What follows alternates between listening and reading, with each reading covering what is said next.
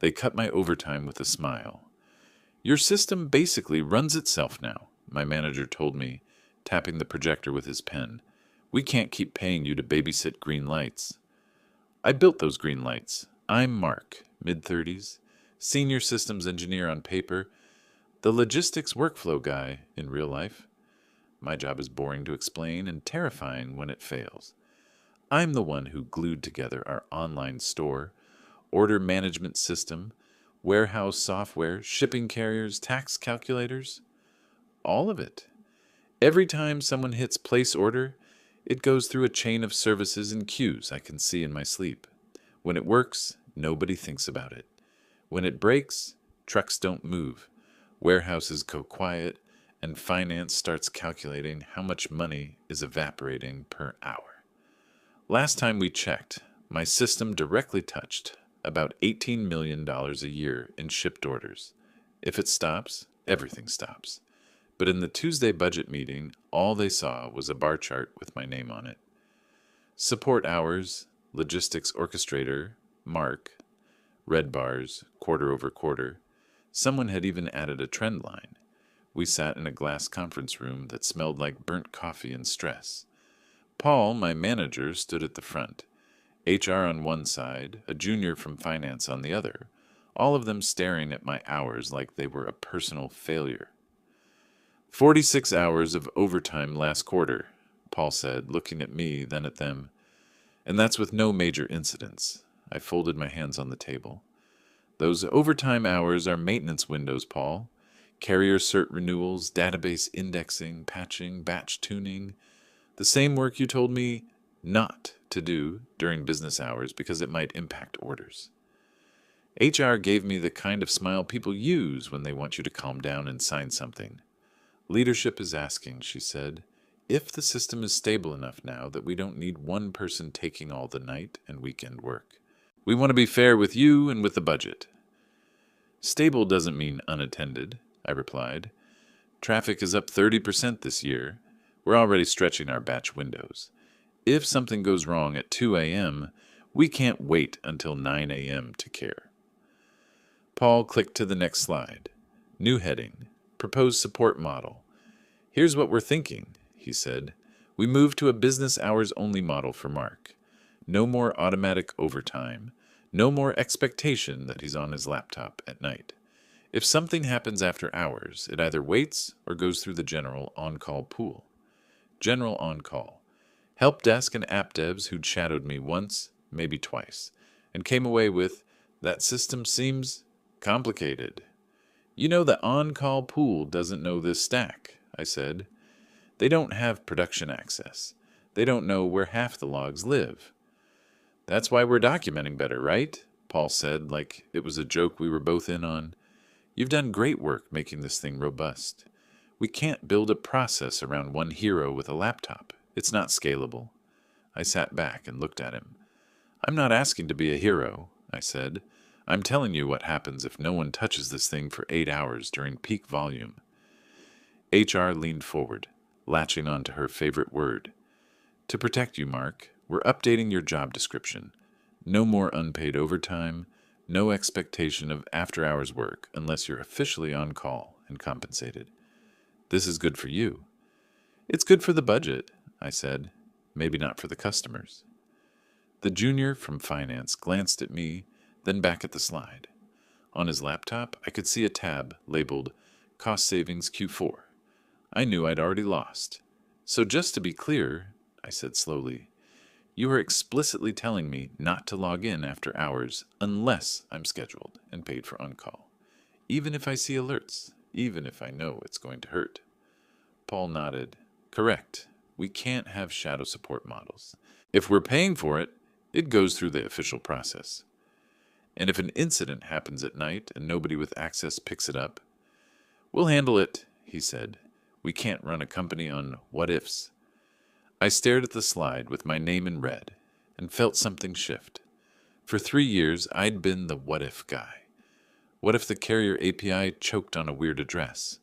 What if the tax service went down on the last day of the month? What if the warehouse in Ohio lost connectivity during storm season? I'd been the one quietly logging in, clearing queues, restarting jobs, writing patches at 1 a.m., so that when execs woke up, all they saw was another great day. Now those quiet saves were excess labor cost. Okay, I said finally. Then we need to put that in writing. HR brightened. We're updating the job profile in Workday. You'll see a task soon to acknowledge the change. I'll also send an email, I said, so everyone's aligned on the risks. Paul frowned a little at the word risks, but he didn't stop me. The meeting ended with the usual corporate phrases. Thanks for being flexible, Mark. We appreciate your partnership. This is about sustainability. I walked back to my desk, feeling strangely calm. No rage, no urge to slam doors, just clarity. At 6:15 p.m., in my quiet apartment, I opened my laptop and started writing. Subject, after-hours support model, logistics orchestrator. I laid it out like a ticket, not a rant. Described the current system, order intake, orchestration, warehouse routing, carrier integration. Noted that I was the only engineer with full end-to-end knowledge and production access. Listed scenarios, nightly consolidation failures, carrier timeouts, database log saturation. Estimated impact. At current order volume, a full overnight outage could affect approximately 1.52 months in revenue and contractual SLA penalties. Then I wrote the part that mattered. Per today's discussion and the updated job expectations, I will no longer be monitoring or working on the logistics orchestrator outside standard business hours, unless I am explicitly scheduled and compensated as on-call. Any after-hours incidents will be handled by the general on-call pool or deferred until the next business day. No threats, no attitude, just facts. I CC'd Paul, HR, the ops director, and the IT leadership distribution list, the one with the CTO's name on it. I reread the email 3 times, checking every sentence for emotion and cutting it out. If this ever got dragged into a conference room with legal present, I wanted it to read like documentation, not drama.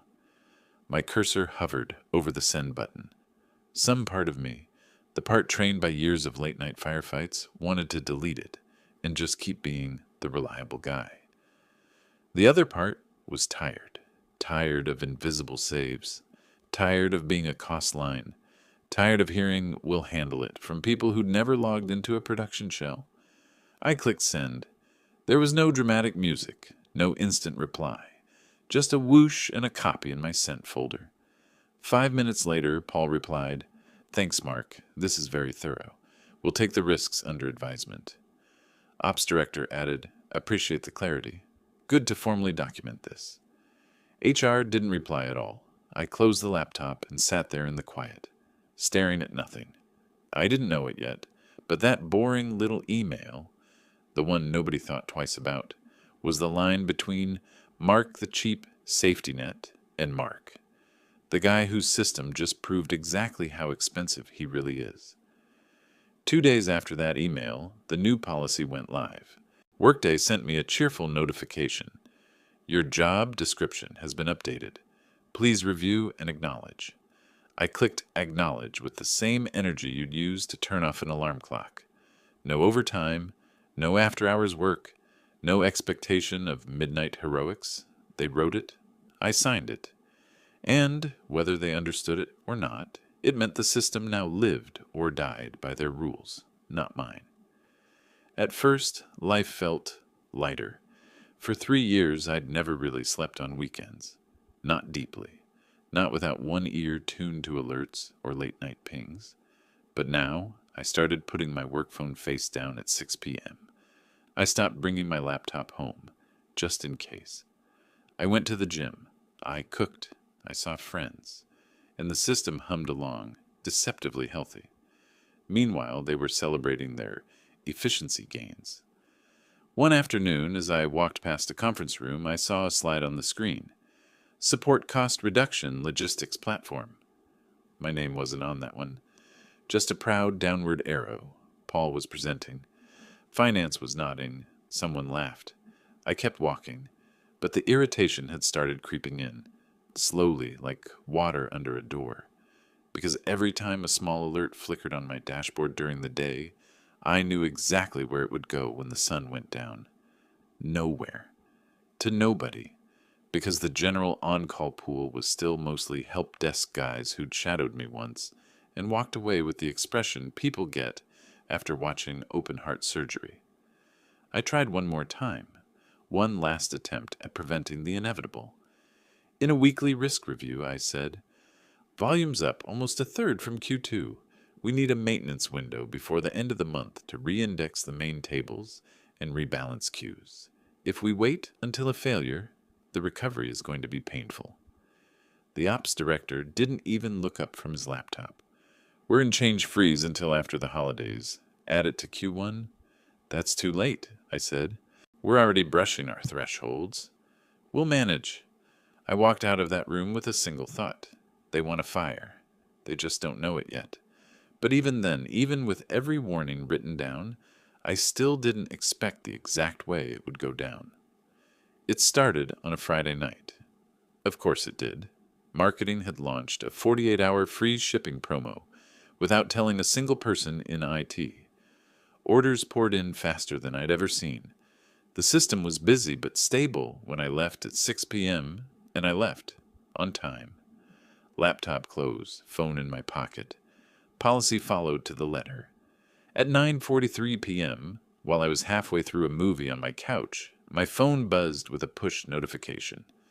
"Warning, queue depth above threshold." Old reflexes kicked hard. My heart spiked. My hand twitched for my laptop bag, which wasn't even in the apartment anymore. 2 minutes later. "Error. Consolidation job exceeded SLA." I could hear the failure path in my head. If the consolidation job got stuck in a retry loop, it would choke the database logs. If the logs filled, nothing new would write. And if nothing wrote, the entire orchestration chain would freeze. This was the nightmare scenario I'd mentioned in 3 separate risk assessments. I paced my living room, phone glowing in my hand. Under the old system, I would have already been in the logs diagnosing the issue. By now, I'd have a patch drafted, half the queue drained, and a 2 a.m. email, ready saying, "Resolved. All systems back to green." But now, I wasn't on call. I wasn't being paid. And I would not violate the policy I'd been forced to sign. At 9:49 p.m., another alert. "Critical database log at 92% capacity." My stomach dropped. This was it. The moment I'd warned them about in plain language, multiple times. And then my phone rang. Tom. Tom was a good guy, smart, but he didn't have production access. He had no idea how to restart half the jobs. And he was alone. I let it ring out. He texted immediately. "Hey man, I'm getting tons of alerts. I can't log into the orchestrator. VPN says I don't have rights. Can you jump on?" I typed slowly. "Not on call tonight. No home access anymore. Per new policy, escalate to Paul or Ops Director. Check the runbook for initial steps." I hit send and felt my chest tighten, not from guilt, but from something that felt dangerously close to liberation, because it wasn't my job anymore, not according to them. At 10:07 p.m., the inevitable alert arrived. "Critical failure. Logistics orchestrator main halted." Then, dependent jobs stopped. Message queue full. Order throughput 0. My $18 million pipeline had just gone dark. I stared at the phone as another call came in. Unknown number. I let it ring. Another. This time, caller ID said, "CTO, Greg." We'd never spoken after 6 p.m. before. I turned the phone face down. That was the moment I realized something important. I wasn't their safety net anymore. I wasn't the midnight hero. I wasn't the guy who quietly prevented disasters, while someone else took credit for cost savings. I had finally fully stopped saving people who never cared how much saving they required. And somewhere in the building, miles away, in a war room they hadn't planned for, all the people who ignored my warnings were discovering exactly what those green lights had really been worth. When I woke up the next morning, my bedroom was lit by the pale blue glow of 8 missed calls, then 9, then 12. Tom, Paul, Ops Director, 2 numbers from the warehouse, and 3 from Greg, the CTO. There were emails too, all caps, timestamp between midnight and 5 a.m. Urgent, logistics outage, need mark. Orders not processing, trucks delayed, clients escalating, join bridge now.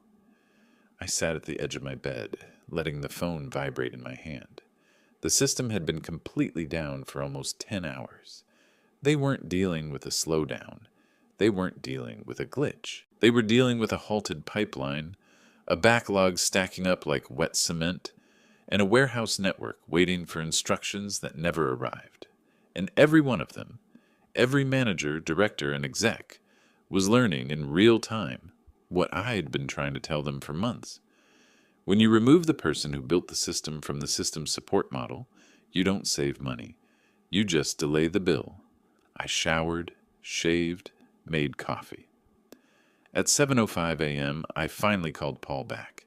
He picked up on the first half ring, panicked and breathless. "Mark, where have you been? We've been down since 10 last night." "I wasn't on call," I said calmly. "What's the current status?" "The system's dead. Nothing is moving." Tom couldn't get in. Nobody could get in. We had to wake up half of infrastructure at 4 just to get database access. "What about the runbook?" I asked. He hesitated. "We didn't get far enough." Meaning, they flipped through it, panicked, and realized they had no idea what any of it meant. "You need to join the war room," he said. "Greg is losing it. Clients are threatening penalties. We have hundreds of thousands of orders stuck. This is an $18 million system, Mark." "I know exactly what it is," I said, "and I documented exactly how to prevent this." He didn't reply. "I'll be there in 20 minutes, I said, "once I'm in the office." I could have joined from home. The VPN still worked. I intentionally didn't. Let them see me walk in. Let them remember who they'd tried to replace with a help desk rotation. The office felt like a hospital after a melee, quiet, tense, buzzing with whispered panic. People with laptops tucked under their arms rushed past me without even saying good morning. I pushed open the war room door. It was packed. Ops, infra, finance, warehouse leads, even someone from legal. The big monitors showed dashboards covered in red. Zero throughput. Critical alerts stacked like falling dominoes. The queue so full it looked like a vertical wall. Greg, the CTO, stood at the front, jaw tight, eyes sharp. When he saw me, he didn't greet me. He exhaled, the way someone does when the firefighter finally walks into the burning building. "Mark," he said, voice clipped. "Fantastic of you to join us." He didn't sound fantastic. I took a seat, plugged in, and pulled up the orchestrator logs. What I saw wasn't a mystery. It was a timeline. A perfectly predictable, perfectly preventable collapse. 21:43. Queue depth exceeded threshold. 21:45. Consolidation job delayed. 21:49. Database logs nearly full. 22.02.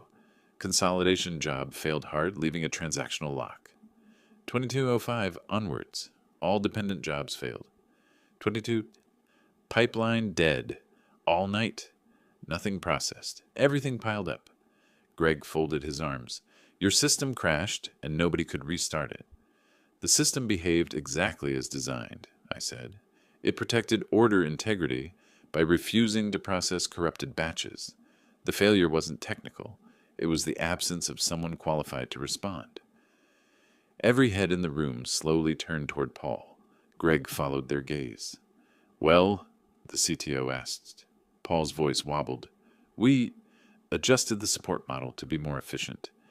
We moved Mark off after-hours support. We thought—" "You thought wrong," Greg snapped. "Who approved that?" I clicked a button and pushed my email, the one from 3 weeks ago, onto the big screen. Subject: After-hours support model. Risk summary. The bullet points glowed on the wall. Single engineer with full-stack knowledge. No train backup with production access. High impact outage risk outside business hours. Expected loss. 1.5 to $2 per day of downtime. Engineer will not monitor or respond after hours unless on call and compensated. The room went silent. Finance stared at the numbers like they were reading a bomb timer. Legal's eyebrow lifted almost imperceptibly. Greg read it twice, then turned to Paul. You got this email? Paul swallowed. We took it under advisement. No, Greg said. You ignored it. Ops director stepped in defensively.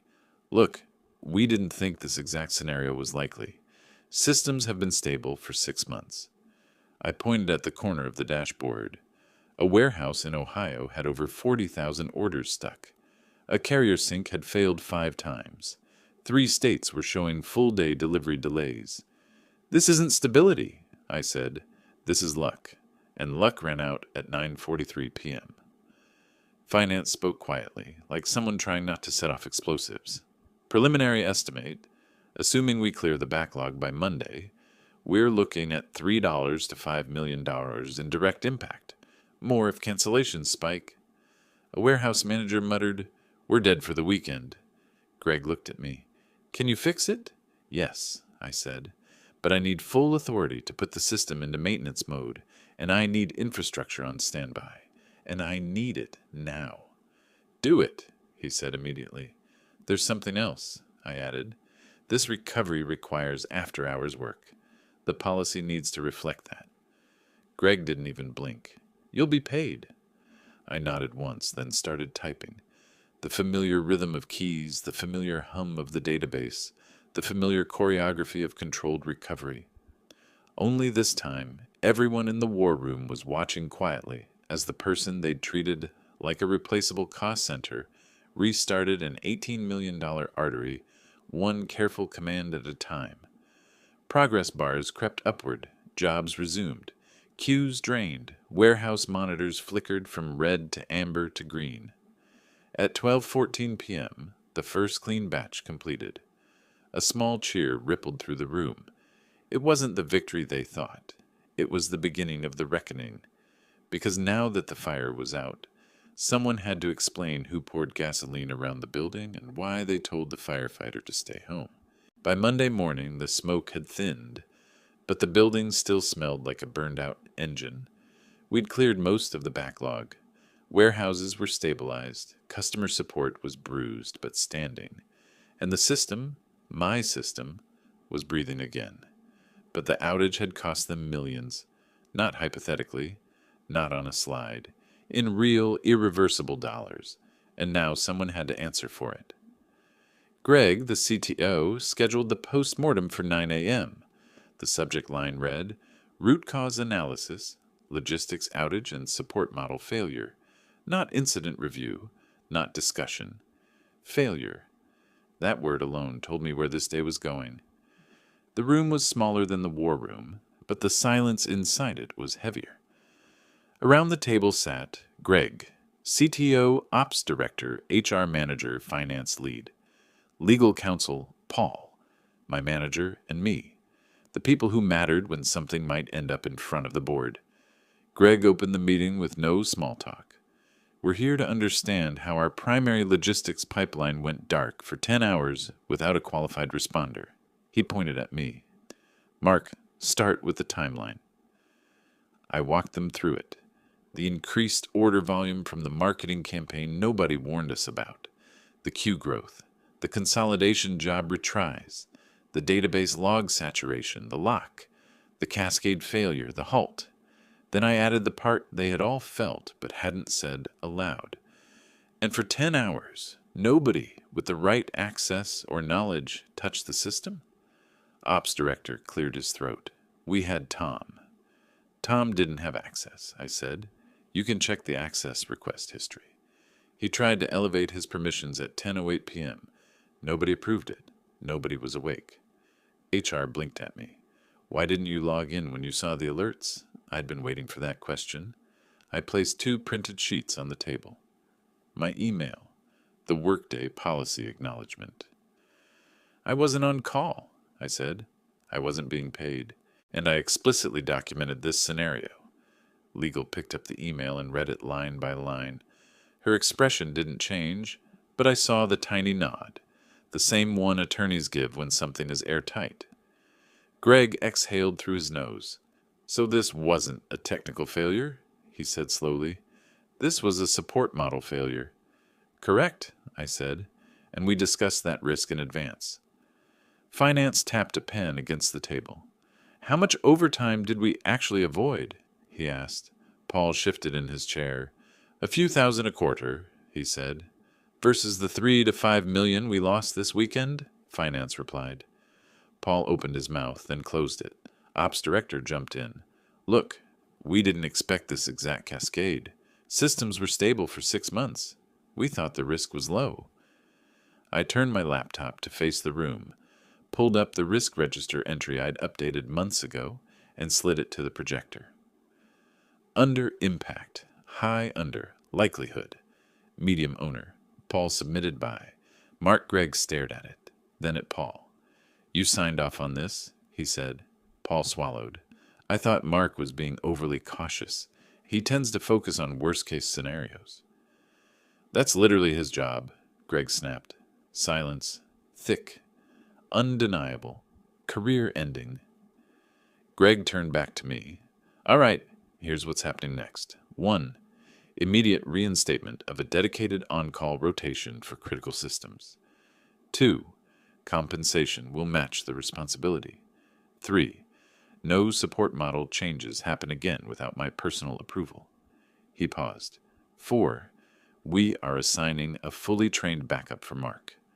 Mark, who do you want? It surprised me, not the question, but the way he asked it, as if he was asking the person he should have asked months ago. I'll put together a short list, I said, and I'll build the training path. Gregg nodded. Good. Then he fixed his eyes on me, softer but still direct. And what about you? I need to know you're not walking out after this. I didn't sugarcoat it. I can't keep doing this job the way it's been treated. I'm not the emergency blanket for budget reductions. If you want me here, I need the role to match the responsibility. Finance looked up. Define that. Principal engineer, I said. Risk authority on systems I own. Direct seat in support planning. And compensation aligned with that. Nobody argued, not even Paul. Especially not Paul. Gregg turned to HR. Make it happen. She nodded like she'd been expecting it. Then Gregg turned to Paul. Now let's talk about your role in this. Paul stiffened. I didn't sabotage anything. I was following budget direction. You ignored documented risk, Gregg said coldly. You stripped a revenue-critical system of proper support and didn't train or grant access to a backup. You dismissed warnings that were written down. This wasn't cost-cutting. This was negligence. HR shifted uncomfortably. Legal put her pen down. Paul went pale. I can fix this, he said. I'll rebuild the process. No, Gregg said. Effective immediately. You're being reassigned while HR and legal conduct a review. Paul's voice cracked. Gregg? This outage wasn't an accident, Gregg said. It was a consequence, and consequences have owners. The room was silent enough to hear the HVAC system hum. By the time I walked out of that meeting, the tension in the office had changed. People nodded when I passed. Some even stopped me to say, Glad you're here. You saved us. We should have listened. But I wasn't thinking about praise. I was thinking about something simpler. For the first time in years, my value wasn't invisible. It was undeniable, measured not in cost saved, but in catastrophe prevented, and catastrophe survived. And as I headed back to my desk, my phone buzzed with one new email from HR. Promotion paperwork, principal engineer. I didn't smile, but I exhaled, a long, steady breath, because justice doesn't always look like fireworks. Sometimes it looks like silence, a signature, and the exact people who doubted you finally realizing who kept their company running in the dark. The outage was over. The war room was closed. The dashboards were green again, but something much more permanent had changed. The company, every manager, every exec, every department that had ever taken my work for granted finally understood the price of saving money by cutting the wrong corners. And now came the part that always determines whether a business actually learns: the rebuild. The new manager arrived 2 weeks later. His name was Daniel, mid-40s, operations background, the kind of guy who'd actually seen a warehouse floor at 3 a.m. He didn't come in with slogans or smiles. He came in with a notebook. On day one, he sat down with me, not above me. "Walk me through everything," he said. "Not the bits executives like. The real parts. The parts that break." It was the first time a manager asked me that without an agenda. I showed him the architecture, the bottlenecks, the parts of the system that had been running on duct tape because nobody wanted downtime, the scripts that had grown into subsystems, the places where future outages would hide if we didn't address them now. He listened, actually listened, not waiting to talk. By the end of that week, he'd opened tickets for changes I'd been begging for since spring. A dedicated maintenance window every month. Proper queue scaling based on volume trends. Automated log rotation. A real backup engineer with production access and training time baked into his schedule. An architecture review requirement before marketing launched any big weekend push. It was everything we should have had years ago. As for Paul, he transitioned to an external opportunity after the internal review. Everyone knew it wasn't really a choice. His office was empty by the end of the month. The only thing left behind was a mug that said, "One manager." Nobody wanted it. Meanwhile, my role changed. Quietly but completely. My title was now principal engineer. My compensation matched the responsibility. My access was expanded, not restricted. I had approval authority on any policy that touched the logistics pipeline. And for the first time, risk wasn't a word people rolled their eyes at. It was something they budgeted for. Finance even pulled me into quarterly planning to model potential downtime exposure. They'd gone from, "Why do we need maintenance windows?" to "How many do you need to keep us safe?" Funny how a few $1 million clarifies priorities. My relationships changed too. Warehouse supervisors started looping me into conversations about bottlenecks. Customer support sent me detailed logs instead of vague complaints. Infra treated me like a partner, not a nuisance. I wasn't invisible anymore. I wasn't the shadow engineer they called only when something was already on fire. I was part of the system, not the emergency patch. The biggest change, though, was internal. Before the outage, I thought my only value was being the guy who fixed things quietly, the firefighter, the constant safety net. Now, I didn't want to be the hero. I didn't need to be. I wanted to be the architect, the one who made sure fires didn't happen in the first place. And for the first time, I had the authority to do exactly that. It took 6 months to fully stabilize everything. 6 months of planning, documentation, automation, teaching and unlearning old habits. 6 months of making the system something multiple engineers could support, not just one tired guy with deep knowledge and no backup. When we were done, the pipeline could take hits. It could fail gracefully. It could recover without panic. The new on-call rotation had 4 people, each trained, each compensated, each empowered. I wasn't carrying the weight alone anymore. And one Friday night, almost exactly a year after the outage, an alert popped up on my monitoring app. Warning, queue depth at 70%. Not dangerous, not urgent, just a nudge. Under the old regime, I would have dropped everything. Opened logs, spun up jobs, burned my weekend fixing something that wasn't mine alone. But now, I checked the rotation schedule, saw the name of the engineer on duty, saw that he'd already commented, "Investigating." 2 minutes later, resolved, rebalanced queues and flushed stale messages. I leaned back on my couch and let out a quiet breath. I'd built something. Not just code, not just a system, a structure that outlived me, a team that didn't depend on martyrdom, a culture that finally respected the invisible work behind every green dashboard. People think revenge is always dramatic. Someone getting fired, someone shouting, someone storming out. But my story wasn't about revenge. It was about value. They cut my overtime to save costs. Then they watched my $18 million system go dark because the only person who kept it alive did exactly what they told him to do.